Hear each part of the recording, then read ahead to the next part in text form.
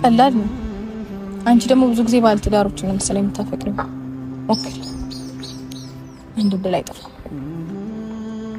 እሺ አብርሃም ትለይ ነገር አለ። እግዚአብሔር ነገሮችን ህይወትክን ያስተካክልልክ። አላቅም ያሰብከውን ያሳካል።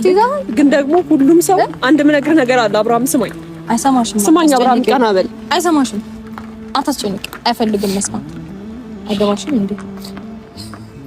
ሁሉንም ሰው ባለበት አታገኘውም። እሺ አብርሃም ሰማኝ። ሁሉንም ሰው አንተ እንዳሰብከው አንተ ባስቀመጥክበት ቦታ አይገኝም። ምናልባት እኔም እግዚአብሔር ፈጣሪ ብሎልኝ አንተን የምረሳበት እና አንተን ማላስብበት ቀን ይመጣል። ገባ? እግዚአብሔር በሰዓቱ ቀን ያደርገኝ። አይዞሽ እሺ ሞክሪ። ለማንኛውም መልካም ህይወት። ቴንክ ዩ። ትዳርክን እግዚአብሔር ያሳካል እስከመጨረሻው። ሰላም ሆነህ ጤና ሆነህ ነው ማየት የሚፈልገው። ገባ?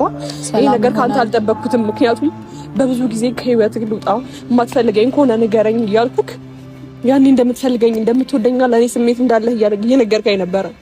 ድንገት እንደዚህ ከዚህ ህይወት ለማስወጣት በዚህ ልክ ለምን እንደሞከርክ አላውቅም። አልነገረሽ?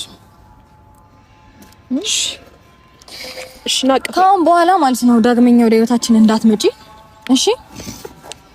እግዚአብሔር ህይወትን ያስተካክልልክ። ምንም ነገር እግዚአብሔር ምርጫህን ያስተካክልልክ። ገባ?